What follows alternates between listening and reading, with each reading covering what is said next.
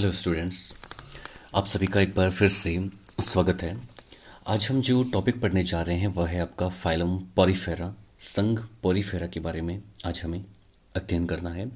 एक तो हम इसके जनरल कैरेक्टर्स पढ़ेंगे और साथ में हम इसके क्लासिफिकेशन के बारे में चर्चा करेंगे इसके एग्जाम्पल को देखते हुए। तो स्टार्ट करते हैं। फाइलम पोरीफेरा जो है, इस पोरीफेरा वर्ड का जो मतलब है वो समझिएगा। पोरीफेरा दो वर्ड से मिलकर बना है, पोरी पोर और फेरस। पोर मतलब होता है छिद्र और फेरस मतलब होता है धारण करने वाला।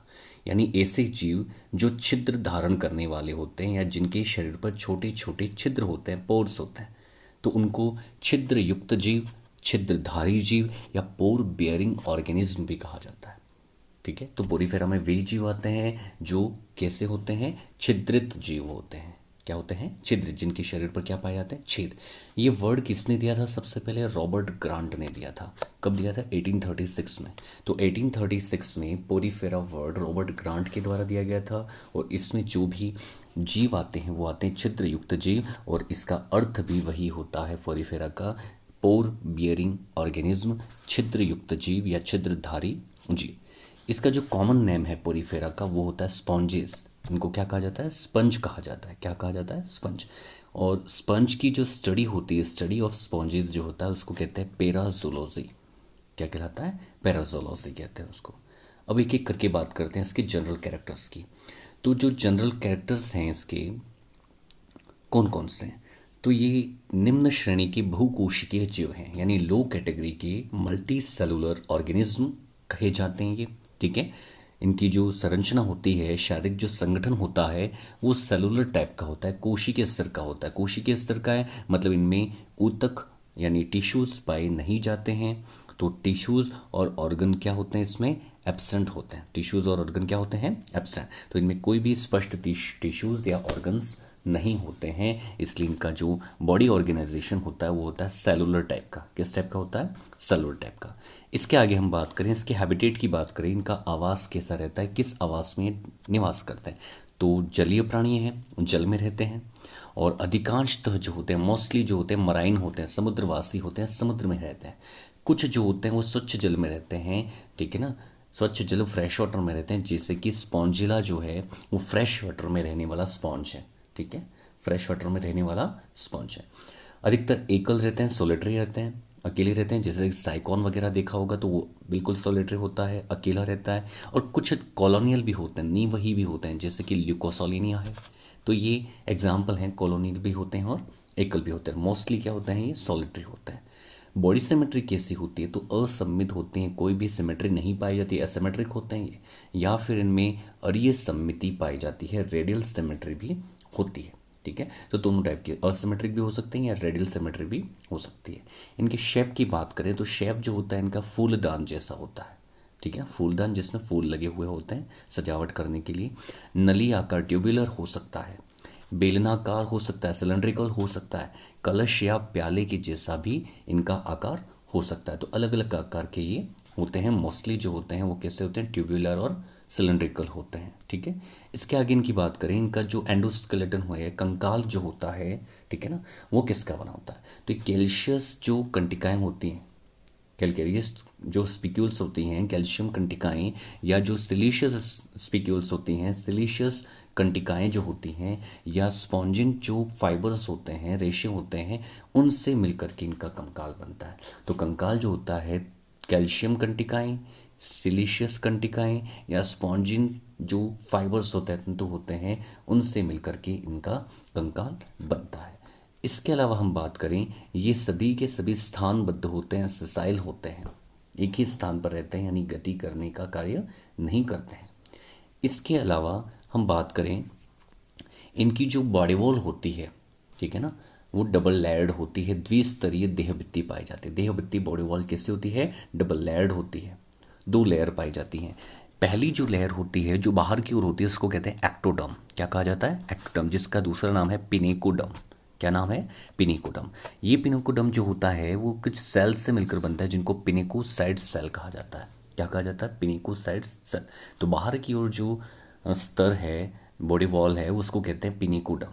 अंदर की ओर जो है इसको एंडोडर्म कहते हैं। जो कि कोएनोडर्म कहलाती है। और इसके अंदर जो सेल्स होती हैं उनको कहते हैं कोइनोसाइट सेल, और इसी का दूसरा नाम है कॉलर सेल्स। क्या कहते हैं इनको? कॉलर सेल्स या कोइनोसाइट्स सेल्स। तो बॉडी वॉल जो होती है कैसी होती है? डबल लेयर्ड होती है, बाहर की ओर पिनेकोडर्म, अंदर की ओर कोएनोडर्म। पिनेकोडर्म पिनेकोसाइट सेल से बनी होती है, कोएनोडर्म कोइनोसाइट्स सेल से मिलकर के बनी होती है। अब ये जो दोनों एक्टोडर्म और एंडोडर्म है, इन दोनों के बीच में एक और परत पाई जाती है जो कि जिलेटनी होती है, ठीक है ना, जिसका नाम है मिजेनकाइम या मिजोहाइल कहा जाता है इसको। और ये परत उपस्थित होती है, और इस मिजेनकाइम में जो जिलेटिनी होती है इसमें मुक्त अमीबाब कोशिकाएं, मुक्त अमीबोसाइट सेल्स इसमें पाई जाती है, जिनका अलग अलग क्या होता है? वर्क होता है, ठीक है, फंक्शन अलग अलग होता है। इसके अलावा इनमें जो छिद्र होते हैं, ये जो पोरिफेरा की प्राणी होते हैं, एनिमल्स होते हैं, उनमें जो छिद्र होते हैं, पोर होते हैं, वो दो टाइप के होते हैं। एक तो होता है ऑस्टिया, दूसरा होता है ऑस्कुलम। ऑस्टिया जो होते हैं ये क्या करते हैं? जल जो होता है, वाटर जो होता है, जल का प्रवाह इसके अंदर होता है, यानी जल एंटर किसके अंदर होगा? ऑस्टिया के अंदर। ऑस्टिया क्या होते हैं? संख्या में असंख्य होता है, ये ना, इनकी संख्या बहुत ज़्यादा होती है। और ऑस्कुलम जो होते हैं ये संख्या में एक या दो होते हैं, और इससे क्या होता है? जल बाहर निकलता है। मोस्टली एक ही होता है, कभी कभी दो हो सकते हैं। तो ऑस्टिया से तो जल प्रवेश करेगा शरीर में, और ऑस्कुलम से शरीर से जल बाहर निकल जाता है, वाटर क्या हो जाता है? बाहर निकल जाता है। इसके अलावा इनमें जनन की बात करें हम, तो जनन जो होता है वो अलैंगिक जनन होता है, असेक्सुअल रिप्रोडक्शन होता है। वो कौन कौन से मेथड से होता है? तो मुकुलन से होता है, बडिंग के द्वारा, विखंडन के द्वारा भी होता है, और जैम्यूल के द्वारा होता है। जैम्यूल जिसको हम कहते हैं आंतरिक मुकुल, ये एक प्रकार का मुकुल होता है जिसको इंटरनल बड कहते हैं, जैम्यूल, उसके द्वारा भी इनमें असेक्सुअल रिप्रोडक्शन होता है। तो मुकुलन के द्वारा होता है, विखंडन के द्वारा होता है, फिशन के द्वारा, और जैम्यूल के द्वारा भी होता है। और लैंगिक जनन की बात करें, सेक्सुअल रिप्रोडक्शन जो होता है वो गैमेटोजेनेसिस के द्वारा, यानी युग्मक जनन के द्वारा, मतलब दोनों प्रकार की युग्मक यानी स्पर्म और ओवा दोनों पाए जाते हैं। तो स्पर्म और ओवा के द्वारा क्या पाया जाता है? इनमें लैंगिक जनन पाया जाता है, यानी सेक्सुअल रिप्रोडक्शन भी शो करते हैं और असेक्सुअल रिप्रोडक्शन भी इनमें होता है, ठीक है। इसके अलावा हम बात करें, इनमें जो रीजनरेशन की क्षमता होती है, पुनरुद्भवन की बहुत भारी क्षमता पाई जाती है, अपार क्षमता पाई जाती है रीजनरेशन की, पुनरुद्भवन की अपार क्षमता, यानी टूटे फूटे क्षतिग्रस्त जो अंग होते हैं वो तुरंत रिपेयर हो जाते, तुरंत मतलब हो जाते हैं रिपेयर, ठीक है। डेवलपमेंट कैसा होता है? डेवलपमेंट जो होता है अप्रत्यक्ष यानी इनडायरेक्ट होता है। इनडायरेक्ट का मतलब ये है कि इनमें लार्वा फेज होती है, लार्वा फेज होती है, यानी वयस्क जो होता है उसमें बदलने से पहले लार्वा फेज होती है, और लार्वा किस में बदलता है? वयस्क में बदलता है, ठीक है। तो लार्वा अवस्था उपस्थित होती है, और लार्वा अवस्था कितनी होती है? दो लार्वा अवस्था होती है। एक तो होता है एम्फीब्लास्टुला, और दूसरा होता है पेरेन्काइमा, जो कि दोनों के दोनों कैसे होते हैं? फ्री स्विमिंग लार्वा होते हैं, जो पानी के अंदर फ्रीली क्या करते हैं? स्विम करते हैं, तैरते हैं, जिनको मुक्त प्लावी लार्वा भी कहा जाता है। तो लार्वा अवस्था पाई जाती है, इसलिए डेवलपमेंट कैसा हो गया? इनडायरेक्ट हो गया। कैसा हो गया? इनडायरेक्ट। डायरेक्ट में लार्वा अवस्था नहीं होती है, इनडायरेक्ट में लार्वा फेज पाई जाती है। डाइजेशन की बात करें तो जो डाइजेस्टिव सिस्टम होता है वो कैसा होता है? इंट्रासेलुलर डाइजेशन होता है, अंतराकोशिकीय पाचन होता है। कैसा होता है? अंतराकोशिकीय पाचन। एक और इंपॉर्टेंट बात कि श्वसन तंत्र, रेस्पिरेटरी सिस्टम, परिसंचरण तंत्र, सर्कुलेटरी सिस्टम, उत्सर्जन तंत्र, एक्सक्रीशन सिस्टम, और तंत्रिका तंत्र, नर्वस सिस्टम जो होता है, ये सब के सब इनमें नहीं होते हैं, एब्सेंट होते हैं। क्या होते हैं? ये सब के सब नहीं होते हैं। और इनमें जो फर्टिलाइजेशन होता है वो कैसा होता है? इंटरनल होता है। कैसा होता है? इंटरनल। इंटरनल मतलब कहाँ होगा? मादा के शरीर में, फीमेल की बॉडी के अंदर जो निषेचन यानी फर्टिलाइजेशन होता है। फर्टिलाइजेशन मतलब यहाँ पर स्पर्म और ओवा दोनों क्या होते हैं? मिलते हैं। दोनों युग्मकों का, दोनों गैमेट्स का क्या होता है? यहाँ पे संलयन होता है, ठीक है ना। तो उसको कहते हैं निषेचन। और निषेचन कैसा होता है? इंटरनल। इंटरनल मतलब कहाँ होगा? फीमेल के शरीर के अंदर होगा। अब इसके हम बात करें क्लासिफिकेशन की, कि पोरीफेरा जो जनरल कैरेक्टर्स हमने देख लिए, इसके अलावा एक और चीज़ है कि ये जो होते हैं सभी स्पॉन्ज जो होते हैं वो हर्मेफ्रोडाइट होते हैं, उभयलिंगी होते हैं। उभयलिंगी मतलब इनमें सेपरेट होते हैं, सेक्सेस कैसे होते हैं? सेपरेट होते हैं, यानी मेल के अंदर मेल का सक्सेस होगा और फीमेल के अंदर फीमेल का सक्सेस होगा। क्लासिफिकेशन की बात करें अगर हम, तो यहाँ पे विद एग्जांपल मैंने इसको तीन वर्गों में डिवाइड किया हुआ लिखा है। देखिए 3 क्लासेस होती हैं इसके अंदर। पॉरीफेरा में 3 क्लासेस कौन कौन सी, तो है कैलकेरिया, दूसरी है हेक्साक्टिनेलिडा और तीसरी जो है वो है डेमोस्पोंजिया। तो पहली जो है वो है कैलकेरिया, इसको कैल्सीस्पोंजियाई भी कहते हैं, ठीक है। और कैल्किस मतलब कैल्शियम, यानी जो चूना होता है, लाइम, इसमें लाइम भी आता है, ठीक है ना, इनसे बने होते हैं। तो इसमें जो स्पिक्यूल्स होती हैं वो कैसी होती हैं, कैल्शियमिक जो कंटिकाएं होती थी हमने पढ़ी थी, ठीक है ना, कैल्शियम युक्त कंटिकाएं इनमें पाई जाती हैं, स्पिक्यूल्स का कंकाल बना होता है, इसलिए इनको कैलकेरिया में रखा गया है। कुछ एग्जाम्पल हैं इसके, जैसे साइकोन है, साइफा है, ग्रेंशिया है, क्लेथरीना है, ठीक है ना, और ल्यूकोसोलिनिया है। ये जो एग्जाम्पल हैं वो कैलकेरिया के हैं, और इनका जो कंकाल होता है, ठीक है ना, वो कौन सा होता है, कैलकेरियाई होता है। कैसा होता है, कैलकेरियाई होता है, यानी कैल्शियम स्पिक्यूल्स का बना हुआ होता है।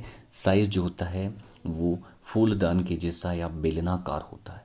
इसके अलावा सेकेंड वन जो है वो है हेक्साक्टिनेलिडा। हेक्साक्टिनेलिडा जो है, इसमें इनको कांच स्पंज भी कहा जाता है, ठीक है ना, क्या कहते हैं इनको, कांच स्पंज भी कहते हैं, ग्लास स्पॉन्ज भी कहा जाता है। और इसमें एग्जाम्पल जो मोस्ट इंपॉर्टेंट है वही यूप्लेक्टेला। यूप्लेक्टेला का अदर नाम है वीनस फ्लावर बास्केट भी कहते हैं इसको, क्या कहते हैं, वीनस फ्लावर बास्केट, यानी वीनस की पुष्प टोकरी भी कहा जाता है इसको। बहुत सुंदर होती है, वाइट कलर की एकदम। इसके अलावा हाइलोनीमा, हाइलोनिमा इसको ग्लास रोप स्पॉन्ज कहते हैं, इसके डायग्राम भी हम देखेंगे बाद में। इसके अलावा फिरोनिमा है, इसको बाउल स्पॉन्ज कहते हैं। क्या कहते हैं, बाउल स्पॉन्ज, क्योंकि ये कैसे होती है, बाउल की जैसे होती है, प्यालेनुमा होती है, ठीक है। तो ये हेक्साक्टिनेलिडा, इनके प्याले, कलश या फूलदान के समान इनकी शेप होती है। और कैसा होते हैं, इनको ग्लास स्पंज कहा जाता है। क्या कहा जाता है, ग्लास स्पंज। और जो इनमें जो इसमें जो कंकाल हमने देखा था वो कैसा था, कैलकेरिया ही था। तो इसमें जो कंकाल होता है हेक्साक्टिनेलिडा के सदस्यों में, वो होता है आपकी सिलीशियस होता है, स्पिक्यूल सा बना होता है। सिलीशियस स्पिक्यूल या सिलिकामयी कंटिकाओं का बना हुआ कंकाल पाया जाता है। इसके अलावा थर्ड वन जो आ रहा है वो है आपका डेमोस्पोंजियाई। डेमोस्पोंजियाई जो है, इसके एग्जाम्पल हैं यूस्पोंजिया, ठीक है, जिसको बाथ स्पंज कहा जाता है, जिसको क्या कहते हैं, बाथ स्पॉन्ज भी कहा जाता है। इसके अलावा हिप्पोस्पोंजिया है, जिसको हॉर्स स्पॉन्ज भी कहते हैं। इसके अलावा क्लियोना है, जिसको बोरिंग स्पॉन्ज भी कहते हैं। और चेलिना है, जिसको कहते हैं डेड मैन्स फिंगर भी कहा जाता है। ये जो डेमोस्पोंजियाई होते हैं, ठीक है ना, ये भी कैसे होते हैं, सॉलिटरी भी हो सकते हैं, ठीक है, या कॉलोनियन भी हो सकते हैं, सिंगल भी हो सकते हैं। और इनकी शेप होती है फूलदान के समान या प्याले के समान, गद्दी के समान, या कुशन टाइप भी हो सकते हैं। कैसे हो सकते हैं, कुशन टाइप भी हो सकते हैं, ठीक है। इनमें जो स्पिक्यूल्स पाई जाती हैं वो या तो एकाक्षी हो सकती है, मोनोक्सॉन हो सकती हैं, या टेट्रास्कोन हो सकती हैं, कभी कभी त्रिअक्षी नहीं होती है इसमें केवल, ठीक है ना। तो मोनोएक्सोन हो सकती हैं या टेट्रास्कॉन भी हो सकते हैं। और इसमें जो कंकाल होता है या तो नहीं होता है, इनमें तो कंकाल था, कैलकेरियस था, इसमें सिलीशियस था, इसमें कंकाल या तो होता ही नहीं है, ठीक है, या होगा भी सही तो सिलीशियस स्पिक्यूल का बना हुआ होगा, या स्पॉन्जिन फाइबर का बना हुआ कंकाल हो सकता है। कैसा हो सकता है, सिलीशियस या फिर स्पॉन्जिन फाइबर का बना हुआ। तो ये आपका क्लासिफिकेशन भी कंप्लीट हुआ, इसका एग्जाम्पल भी हमने देख लिए, और साथ में इसके कुछ हमने जनरल कैरेक्टर्स जो इम्पोर्टेंट थे वो भी हमने इसमें डिस्कस किए हैं। अगर आपको वीडियो पसंद आई है तो आप लाइक कीजिएगा, अगर चैनल पे नए हैं तो चैनल को सब्सक्राइब कीजिएगा। आपका जो भी समझ में नहीं आया है वो आप कमेंट सेक्शन में जा कर के लिख सकते हैं। Thank you. जय हिंद, जय भारत।